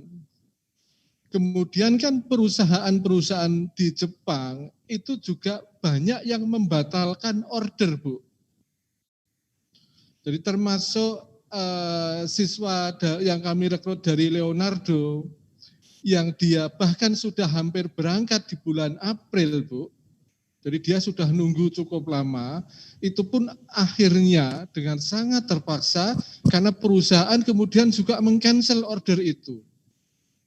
Artinya apa? Artinya kita punya kewajiban untuk memaintain pembelajaran lagi, untuk menjaga anak itu, untuk membesarkan hati anak itu, dan kemudian juga untuk memprioritaskan mereka-mereka yang dibatalkan. Nah, kami Bu, kami punya daftar ya, daftar siswa yang sudah belajar dari mulai yang paling lama belajar. Kemudian di bagian rekrutmen mereka juga punya daftar juga siswa-siswa yang direkomendasikan. Nah, normalnya dengan memperhatikan kepentingan siswa yang sudah belajar, mestinya mereka-mereka yang sudah seharusnya berangkat kemudian di-cancel, itulah yang akan kami prioritaskan, Bu. Ya, saya masih ingat murid Ibu ada satu yang namanya Fembri, misalnya. Saya masih ingat itu murid Ibu, namanya Fembri ya. Karena pada waktu wawancara saya yang menerjemahkan ya Bu. Seperti Fembri, dia sudah menunggu cukup lama, anaknya baik. Tapi perusahaan tidak mau terima sekarang. Perusahaan karena kena imbas dari COVID, mereka kemudian tutup. Nah, anak-anak seperti Fembri inilah yang pertama akan kami prioritaskan, meskipun nanti karena bidang pekerjaannya sudah tercatat di imigrasi Jepang, maka semua anak-anak yang bulan April ini berangkat, yang kemudian di-cancel, mereka akan kami carikan perusahaan penerima di Jepang yang bidang kerjanya sama. Tidak mungkin seseorang yang tadinya bidang pekerjaannya pengelasan misalnya, kemudian agar segera berangkat, dia kita tempatkan di bidang perikanan, itu sangat tidak mungkin. Makanya itu nanti kepada Bapak Ibu guru sekalian, juga mohon dibesarkan hatinya, meskipun sama-sama rencana bulan April berangkat, bulan Mei berangkat, bulan Juni berangkat seperti itu, kalau ternyata kami belum mendapatkan perusahaan penerima yang jenis kerjanya sama, ya tetap harus menunggu. Nah, jadi yang pertama kali kami prioritaskan adalah itu. Kemudian prioritas berikutnya adalah mereka-mereka yang sudah belajar, yang sudah selesai belajar, tapi belum ditempatkan. Nah, ini pun juga nanti akan kita lihat kesesuaian antara jurusan mereka. Jadi sama-sama belajar mulai bulan Januari misalnya seperti itu, barangkali nanti berangkatnya pun bisa selisih 3 bulan, 4 bulan, 5 bulan sampai seperti itu. Tapi kami tetap menjaga hubungan dengan mereka. Nah, kemudian juga sebenarnya kami pun juga masih punya beberapa anak yang sudah MCU tapi belum pelatihan. Nah, ini kemudian juga menjadi prioritas ketiga. Nah, setelah prioritas pertama, kedua, ketiga ini selesai, dengan melihat prospek kebutuhan, mestinya kan setelah pandemi ini berkurang, nanti dari Jepang pasti akan muncul juga Bu, prospek order ya Bu, prospek kebutuhan. Bidang kerja ini jumlahnya sekian, bidang kerja ini jumlahnya sekian, seperti itu ya kami akan menyeleksi lagi. Jadi seleksi kami pastinya akan kami lakukan dengan catatan disesuaikan dengan kebutuhan kami. Ya, disesuaikan dengan kebutuhan kami. Saya pikir sampai tahun depan ini masih belum bisa berjalan normal sebagaimana mestinya ya Bu. Ya, Bu Endang silahkan nanti juga karena sudah biasa langsung kontak ya Bu Endang. Jadi demikian yang terjadi Bu Endang. Terima kasih. Oke, terima kasih Pak. Ya, baik, terima kasih Bapak Gunawan dan juga Bu Endang. Mudah-mudahan bisa memahami penjelasan dari Bapak Gunawan.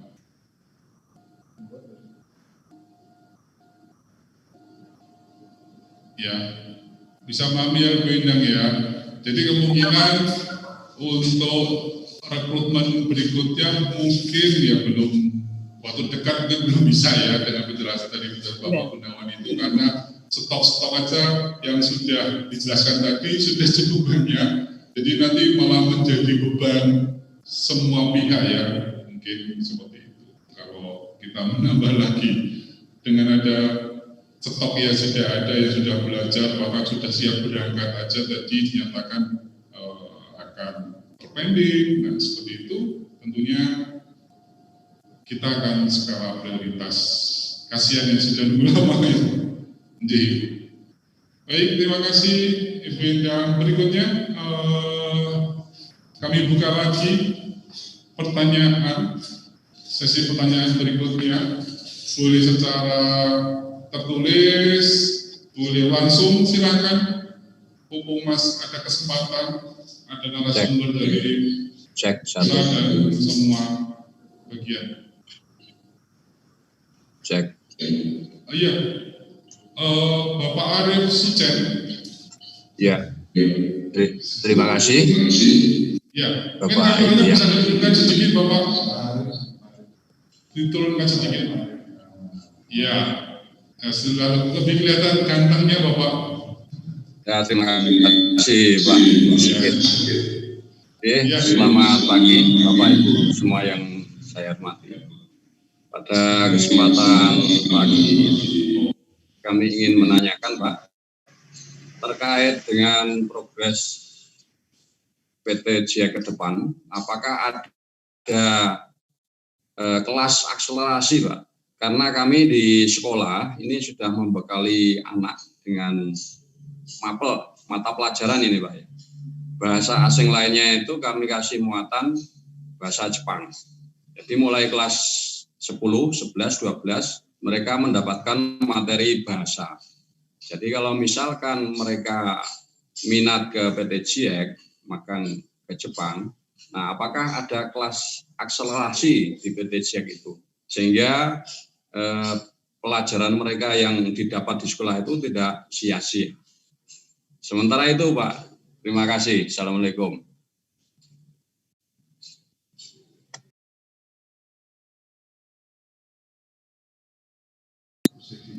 Oh, masih di Pak Cek. Oke, ya. Oh ya, terima kasih Bapak Arif. Baik, apakah masih ada pertanyaan lain? Apakah masih ada pertanyaan lain? Ya. Halo? Oh iya, baik. Terima kasih.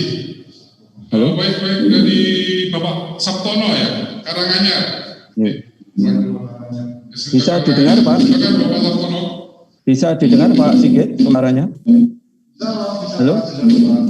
Bisa didengar suaranya? Halo? Oke. Bisa Pak. Assalamualaikum warahmatullahi wabarakatuh. Pak Sigit, Pak Gun. Barangkali bukan pertanyaan tetapi mungkin masukan ya Pak.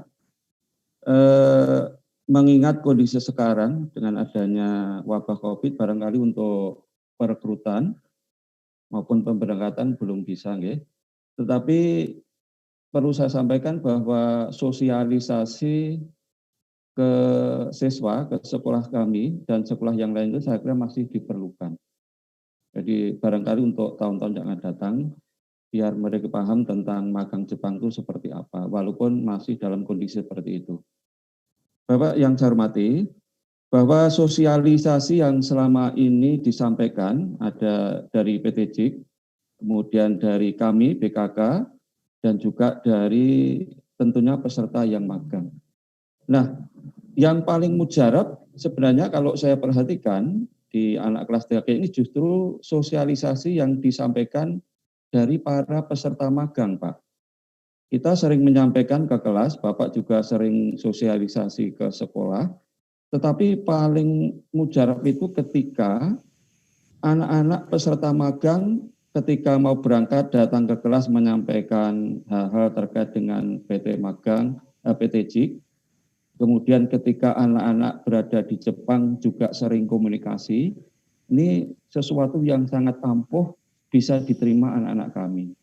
Nah, tetapi Bapak-Bapak, selama ini saya menganggap bahwa komunikasi anak-anak kami yang berada di Jepang itu sangat-sangat kurang, bahkan tidak ada sama sekali. Saya sebenarnya hanya minta ketika anak-anak bekerja di Jepang itu misalnya mengirimkan kabar, syukur bagi ada foto-foto ketika kerja atau kegiatan apapun, ini dikirimkan ke guru, bisa dipakai untuk pedoman kami ketika ngajar di kelas untuk sosialisasi. Untuk itu mohon Bapak Ibu yang terkait di PT JIK barangkali bisa menyampaikan masalah-masalah ini kepada calon peserta magang tentang peran serta barangkali peran yang bisa disampaikan anak magang ke adik-adik kelasnya. Ini sebagai wujud peran mereka ke sekolah. Barangkali itu saja Pak, ketika mengajar mohon nanti hal semacam itu disampaikan ke anak-anak kami. Matur suwun, assalamualaikum warahmatullahi wabarakatuh. Waalaikumsalam warahmatullahi wabarakatuh. Terima kasih Pak Sabtono atas pertanyaan yang diberikan. Ini satu lagi pertanyaan, kami buka satu pertanyaan lagi. Oh ya, ini kebetulan ada dari BTP Zuwana untuk perubahan, saya bacakan ya, untuk perubahan struktural kepala sekolah, apakah dengan kepala sekolah baru MOU juga harus diperbarui, bagaimana langkahnya? Terima kasih. Baik, karena sudah ada 3 pertanyaan, langsung saja kita berikan jawaban. Mungkin yang pertama, pertanyaan dari Bapak Arif, SMK Arif Kudus ya, berkaitan dengan program sekolah yang sudah ada program bahasa Jepang, apakah ada program semacam akselerasi ya seperti ASIA. Mungkin ini bisa dibantu dijawab oleh Bapak Gunawan. Silakan Bapak Gunawan. Ya, terima kasih Pak Arif ya. Apakah sudah bisa didengar suara saya? Pak Arif bisa dengar suara saya? Saya bisa mendengar. Bisa Pak, bisa Pak Gunawan. Alhamdulillah ya. Ya ini sekali dayung 230 terlampaui ya, sama-sama Pak Arif ya. Ya Pak Arif, kami sangat mengapresiasi bahwa dari SMK Ma'arif Kudus ini sudah mengadakan kelas muatan lokal yang itu berisi pelajaran bahasa Jepang. Dan itu sebenarnya juga beberapa SMK sudah melakukan. Yang terakhir saya ketemu dengan Pak Dikin ya, mantan Kepala SMK Negeri 2 Wonogiri. Kemudian Pak Dikin ini ketemu dengan saya, beliau sekarang menjadi Kepala SMK di SMK Daya Wangsa Wonogiri. Yeah. Bu Clara, nanti salam untuk Pak Dikin ya Bu Clara. Nah, untuk sekolah-sekolah yang sudah menerapkan pelajaran bahasa Jepang, ini sebenarnya kami berharap guru yang mengampu pelajaran bahasa tersebut bisa mengontak kami, atau kami tolong diberi nomor HP kontak person mereka, nanti akan kita kontak dengan tujuan agar nanti bahasa Jepang yang diajarkan di sekolah-sekolah itu, kalau memang tujuannya adalah persiapan dalam rangka ke Jepang, nanti bisa kita sinergikan dengan materi-materi yang kami punyai. Karena yang namanya belajar bahasa itu kadang mulainya dari mana, yang dipelajari apa, kemudian sistem pengajarannya seperti apa. Ya, kalau itu dari awal kita sudah berangkat dari titik yang sama, itu akan mempermudah kami, Pak. Nah, namun kalau kemudian masing-masing berjalan sendiri, meskipun tujuan dari SMK itu bagus, pembekalan, tapi dengan sistem yang berbeda, dengan materi yang berbeda, itu pun kemungkinan nanti kami harus mengulang lagi. Dan biasanya untuk siswa yang sudah belajar dengan sistem yang lain seperti itu, tingkat kesulitan kami lebih tinggi malah, Pak. Jadi kami lebih mudah untuk mengajarkan bersama-sama ya mereka-mereka yang masih belum pernah belajar, daripada sebagian sudah pernah belajar dengan sistem ini, sebagian dengan sistem itu, seperti itu. Nah, untuk itu Pak Arief ya, silahkan Pak Arief setelah ini nanti Pak Sigit akan kontak panjenengan atau panjenengan kontak Pak Sigit, syukur-syukur nanti meskipun belum bisa langsung ketemu ya Pak, nanti kita untuk guru yang mengampu pelajaran bahasa Jepang itu bisa saling sharing, bisa bertukar pikiran seperti itu Pak. Ini sama seperti yang dulu sudah saya minta pada Pak Dikin ya, tapi kemudian karena COVID ini belum ada tindak lanjut ya. Demikian Pak Arief ya.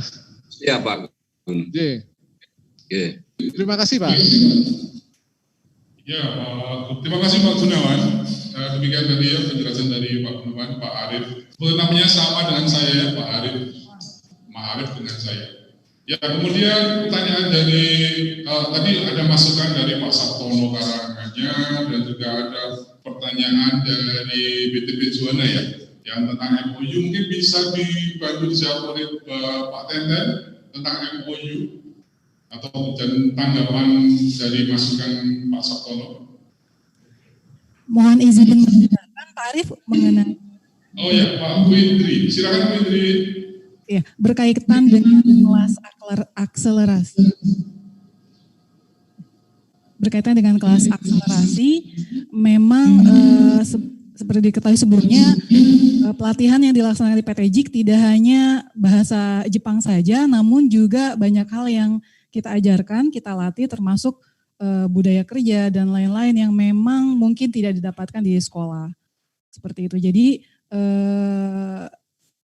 mungkin ke depannya untuk saya belum tahu juga akselerasi apakah memungkinkan atau tidak, tapi saya pikir memang siswa tetap harus mengikuti pelatihan di PT JIK dengan harapan bahwa siswa setelah lulus dari pelatihan PT JIK benar-benar siap langsung beradaptasi di Jepang dengan sesuai dengan kebutuhan perusahaan penerima di sana. Cukup, terima kasih. Atas tambahan jawabannya, ya pada prinsipnya kalau belajar itu kan tidak ada pasti baik ya, apalagi buku nanti ketika mungkin sudah belajar di sekolah, bisa jadi nanti ketika belajar di PTJ bisa lebih lancar, bisa penguasaannya lebih matang seperti itu. Ya pertanyaan yang dari PTB Juara bisa dibantu dijawab Bapak Tenten, bisa tentang MOU. Baik, terima kasih Pak Arif atas kesempatan yang diberikannya untuk menjawab dari pertanyaan tadi.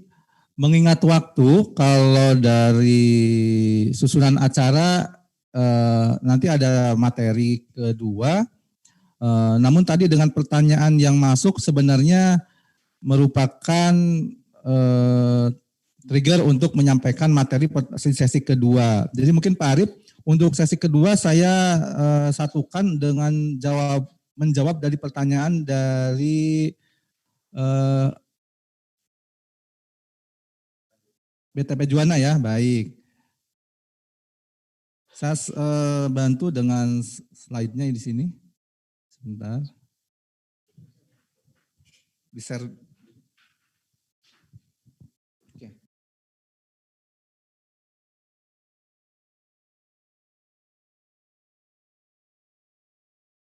Bu, berhubungan dengan pertanyaan tadi atau masukan yang tadi, saya rangkum saja dengan penjelasan yang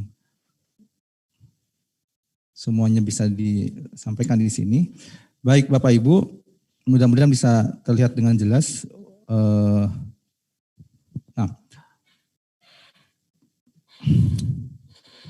Peluang dan tantangan pada saat pandemi COVID-19 sebagai persiapan mengikuti program pemagangan ke Jepang. Ini dulu sebagai landasannya Bapak Ibu. Apa peran BKK SMK saat ini?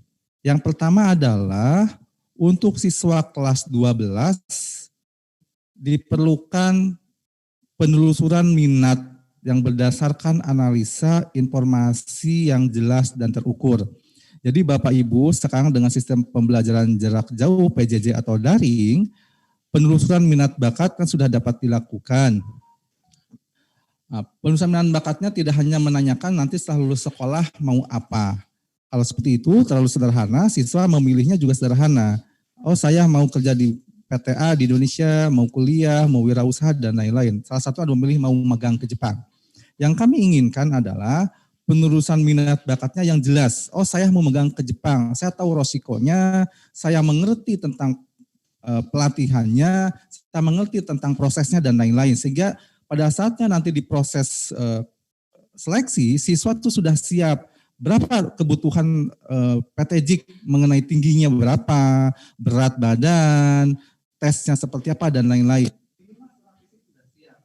Oh, saya mau ke Jepang, dipersiapkannya apa? Itu penelusuran minatnya. Oh ada yang mau kuliah, kuliah itu seperti apa, biaya proses dan lain-lain dipahami. Sehingga penelusuran minat bakatnya betul-betul berdasarkan analisa yang jelas. Yang kedua Bapak Ibu, kami membuat sistematika yang tercatat dan dapat diukur dalam hal persiapan magang ke Jepang ini. Bapak Ibu saat ini siswa-siswa anak-anak milenial ini untuk bekerja jauh dari orang tua begitu menurun. Lebih suka dengan pekerjaan atau usaha yang online seperti itu. Nah, artinya apa Bapak Ibu? Punya PR untuk mengukur atau menguatkan siswa dari apa? Motivasinya, mental, fisik, kemampuan dasar berhitung. Ini juga kami menjadi PR karena banyak siswa SMK tidak bisa perkalian, penjumlahan, pembagian, dan kesehatan Bapak Ibu dipersiapkan. Jadi betul-betul ada persiapan yang sistematis sehingga pada saatnya nanti dibuka kerannya seleksi itu sudah siap betul. Ya. Yang ketiga memberikan informasi program pemagangan ke Jepang diantara dan dengan membuka link komunikasi virtual dengan alumni di Jepang. Membuat sosialisasi virtual dengan PTJ. Betul apa yang Bapak tadi sampaikan. Selama ini kami punya program testimoni dari siswa yang akan berangkat ke Jepang. Kami berikan surat untuk datang ke sekolah, bertemu dengan Bapak Ibu guru, minta restunya, karena kami juga merekrut dari sekolah. Setelah itu juga siswa sosialisasi, biasanya di lapangan upacara atau ke kelas-kelas. Ini betul Bu, Bapak sangat bermanfaat bagi adik-adiknya. kondisi saat ini tidak memungkinkan dilaksanakan saat ini.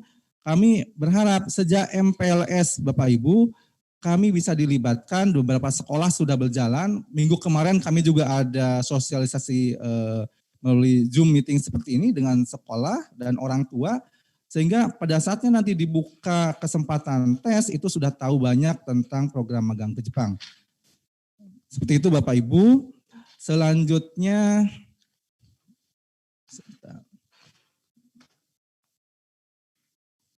lewat next.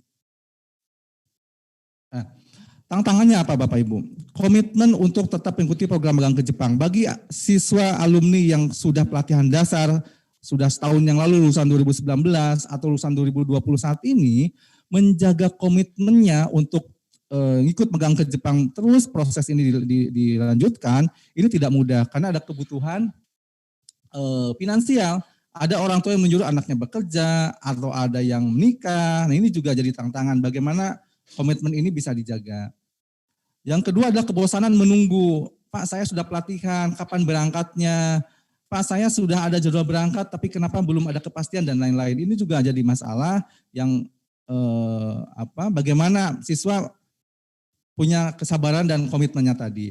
Yang ketiga adalah tuntutan kebutuhan hidup yang harus bekerja segera. Biaya untuk keperluan pribadi saat masuk pelatihan itu harus disiapkan dari sekarang. Jangan sampai sudah menunggu lama, tiba-tiba nanti dipanggil pelatihan atau medikal tidak siap. Nah, ada waktu sekarang untuk menyiapkan biayanya. Ini harus dikontrol oleh Bapak Ibu. Nah, kamu sekarang sudah meniat ke Jepang, nanti itu akan medikal, sudah siapkan belum biayanya? Nah, kamu itu nanti akan pelatihan bahasa Jepang. Pelatihan bahasa Jepang itu sistem berasrama. Tahu nggak berasrama itu beratnya seperti apa? Jangan sampai udah menunggu lama, tiba-tiba dipanggil ke pelatihan ke Jogja, 2 hari, 3 hari minta pulang, kan nggak kerasan. Pak, capek pelatihan itu, Pak, berat belajar bahasa Jepang itu, padahal nunggunya sudah 1 tahun. Nah, ini kan sayang Bapak Ibu. Baik, selanjutnya Bapak Ibu saya sampaikan peran sekolah dan orang tua untuk trainee yang berada di Jepang. Ini nyambung Pak dengan pertanyaan yang tadi. Trainee di Jepang itu, siswa alumni dari sekolah Bapak Ibu ini membutuhkan support motivasi untuk menyelesaikan magang di Jepang. Tidak sedikit Bapak Ibu anak-anak yang sekarang menahan rindu ingin pulang begitu, belum selesai magang 3 tahun tapi minta pulang. Nah, ini mohon bantuannya dapat melakukan nasihat gitu ke adik-adik alumni dari sekolah Bapak Ibu di Jepang biar bertahan. Pada saat pandemi COVID-19 ini, setelah selesai kontrak seperti kan Pak Wahyu tadi, ada program perpanjangan. Nah, ini mohon juga diberikan motivasi buat alumninya pulang ke Indonesia pun sekarang tidak mudah cari pekerjaan, lebih baik bertahan di Jepang karena ada kesempatan untuk perpanjangan visanya. Terus Bapak Ibu juga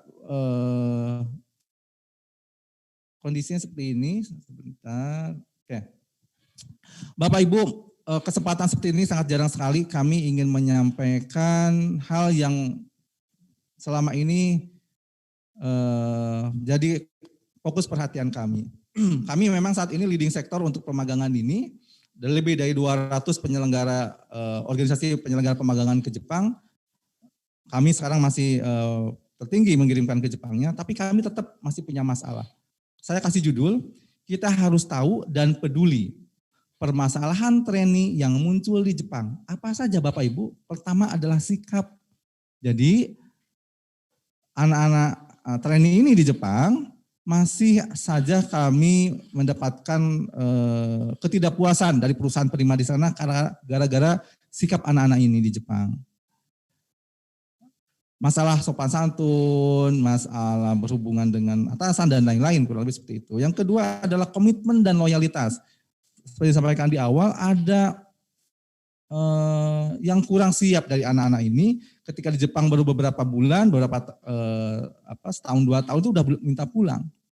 Yang ketiga, ketaatan terhadap aturan dan hukum. Bapak Ibu guru semuanya, peserta webinar hari ini penting sekali. Tidak sedikit anak-anak ini, para trainee ini di Jepang menganggap sepele pelanggaran. Masalah manipulasi tiket, kereta api, atau minuman keras dan lain-lain begitu. Mungkin di Indonesia dianggap kenakalan remaja. Di sana di Jepang dengan aturan yang ketat tidak bisa seperti itu. Ini efeknya apa? Bisa kena sanksi, bahkan sampai dipulangkan, dan efek terberatnya apa? Berpengaruh terhadap kerjasama, kelangsungan, rekrutmen, seleksi kepada sekolah.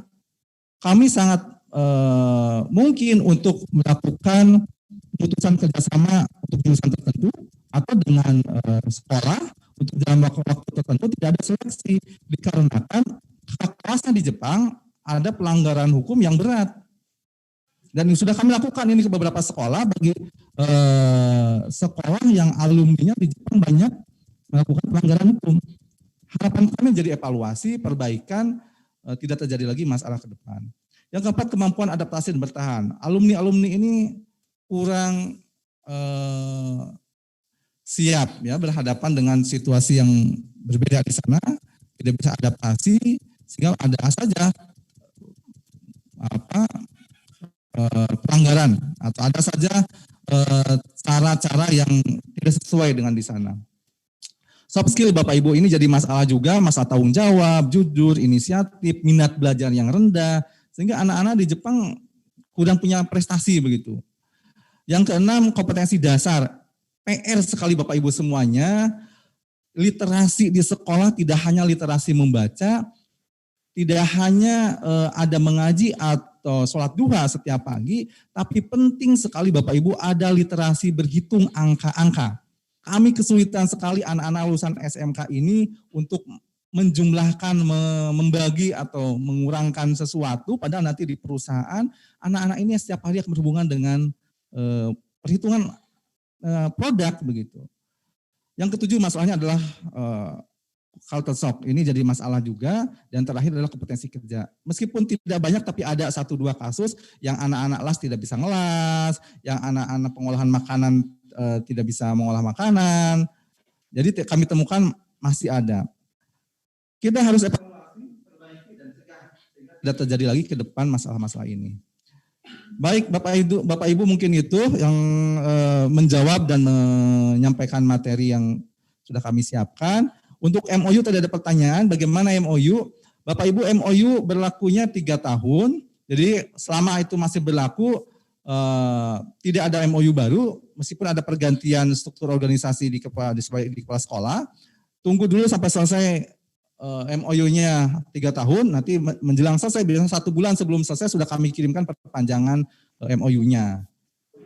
Seperti itu Bapak Ibu, terima kasih atas perhatiannya, saya kembalikan kepada moderator.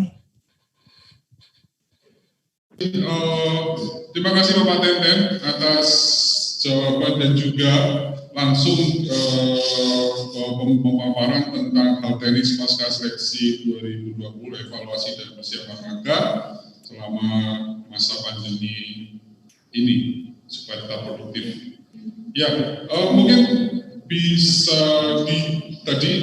bisa ditanggapi yang dari Pak Sabtono ya, apakah Bapak Gunawan atau mungkin Bapak Tenten tentang masukan dari Bapak Sabtono Karanganyar.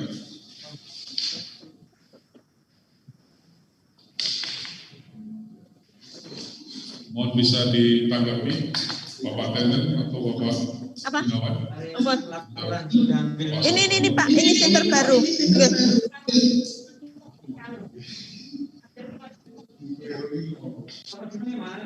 Dari siapa Mas kalau ini?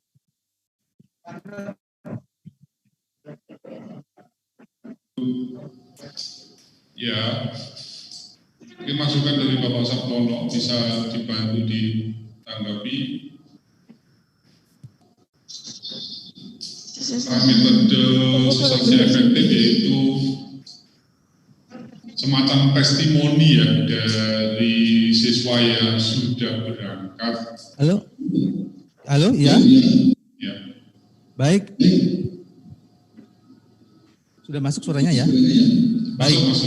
Terima kasih Pak Arif, Pak Sartono untuk tanggapannya tadi. Serunya webinar seperti ini ya. Baik, untuk tanggapannya kami mengucapkan terima kasih. Artinya apa yang kami harapkan juga sama yang dengan yang diharapkan oleh sekolah begitu. untuk alumninya yang di Jepang belum ada komunikasi, anak-anak milenial ini senang mungkin kalau dibuatkan grup dan lain-lain gitu. Pengalaman kami mendapatkan informasi atau terlibat di beberapa grup dengan sekolah. Seperti pandemi ini kan siswa di Jepang tidak full magang bekerja setiap hari. Itu di sela-sela WFH-nya siswa di Jepang, para trainee melakukan komunikasi seperti Zoom meeting seperti ini. Ada siswanya, ada dari pihak BKK, beberapa kali mengundang dari kami juga begitu. Jadi kami siap untuk bekerja sama seperti itu. Kalau untuk rekaman video atau foto dari alumninya, ini juga kembali kepada siswa alumni atau trainee di Jepangnya punya ikatan emosional katakanlah begitu dengan BKK-nya. Mungkin sebelum berangkat sudah dicatat alamat emailnya atau Facebooknya atau Instagramnya. Jadi memudahkan nanti ketika sudah di Jepang punya grup di media sosialnya. Jadi anak-anak ini senang sebenarnya berkumpul, berbagi, itu senang. Kami banyak sekali mendapatkan kiriman video, foto dari alumni-alumni atau dari trainee yang di Jepang ini, kami share pada saat sosialisasi di sekolah. Ini senang sekali Bapak Ibu. Silakan Bapak Ibu juga bisa sekreatif mungkin bisa mengambil foto atau video pada saat siswa ini di Jepang jalan-jalan, misalkan begitu yang menarik. Seperti itu mungkin Pak Arif, terima kasih. Terima kasih Bapak Tenten. Ya demikian tadi ya Pak Sartono tanggapan dari Bapak Tenten Depok berkaitan dengan sosialisasi yang efektif. Ya mudah-mudahan itu nanti bisa dilakukan. Nanti mungkin dari Bapak dari pihak BKK atau pihak sekolah SMK Karanganyar bisa menjalin komunikasi juga dengan anak-anak di Sapa dan seterusnya. Mungkin nanti bisa setelah dari komunikasi yang baik itu nanti bisa di-share pengalaman-pengalaman atau kegiatan mereka selama di Jepang kepada adik-adik kelasnya. Baik, karena waktu yang sudah kita jadwalkan itu sebenarnya hanya sampai jam 11, ya. Jadi saat ini sudah jam 11:04. Jadi mohon maaf untuk sesi tanya jawab sudah kita tutup ya. Sepertinya sudah tidak ada pertanyaan lagi dari baik sahabat tulis sudah tidak ada. Baik, dari saya selaku moderator mungkin sedikit bisa menyimpulkan dan untuk acara ini bahwa tadi disampaikan oleh Bapak Wahyu bahwa kondisi COVID ini juga tentunya sangat berdampak juga dengan pemagangan ke Jepang ya. Disampaikan juga bahwa order juga turun, pembatalan order juga ada dan seterusnya. Bahkan trainee kami yang ada di Jepang juga menurun cukup drastis ya, hampir bisa diprediksi sekitar 30%. Ya, Arif, mohon maaf Pak Arif. Ya.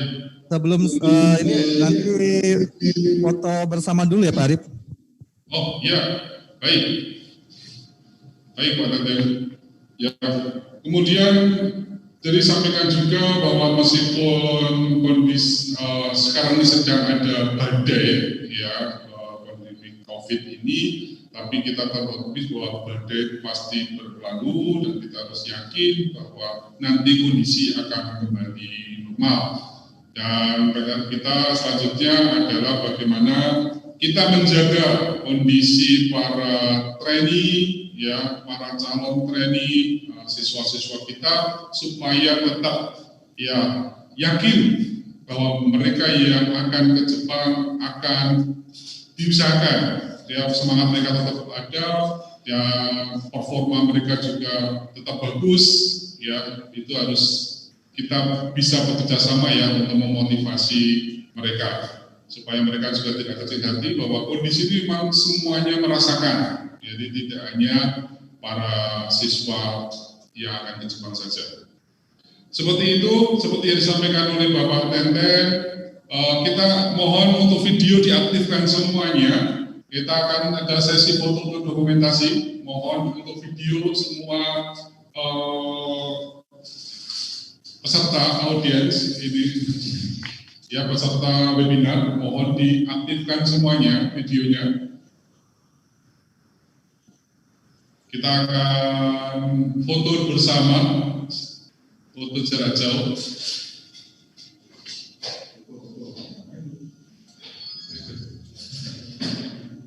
Sudah semuanya? OVO A31, SMK 4 Semarang, belum muncul ini. Mohon semua video diaktifkan dulu. Ini ada beberapa yang belum, videonya belum aktif.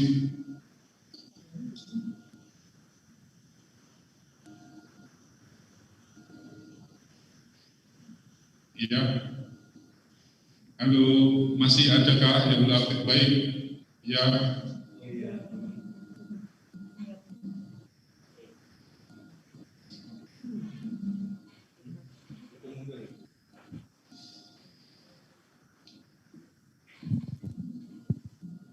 Baik, gimana untuk host, operator, apakah sudah muncul semuanya?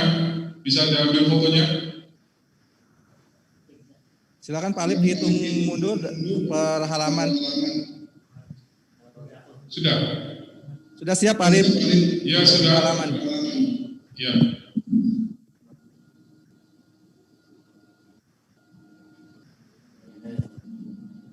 Hitung mundur Bapak Ibu. Senyuman terbaiknya silakan diperlihatkan. 3, 2, 1.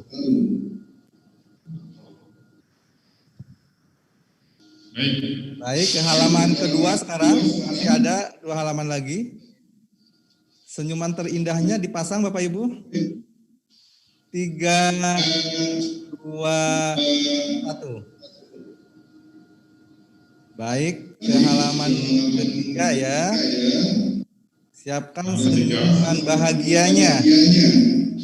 3, 2, 1. Baik, cukup. Terima kasih. Silakan lanjutkan Pak Arif. Baik, terima kasih. Mudah-mudahan ini menjadi dokumentasi yang berharga. Ya, kemudian sebelum acara kami tutup, ada kuis yang sudah kami share ya di grup ini dan juga di grup BKK. Mohon itu bisa diisi kuis tersebut ya sebagai parasul kami, dan kami sekali lagi mengucapkan banyak terima kasih kepada semua pihak di sini, terutama untuk dari Bapak Ibu perwakilan dari sekolah mitra. Semoga kerjasama kita tetap bisa berjalan dengan semakin baik, ya semakin memberi manfaat untuk semuanya. Dan kami juga mohon maaf untuk saya sebagai moderator ada salah ucap saya mungkin kurang berkenan, dan selamat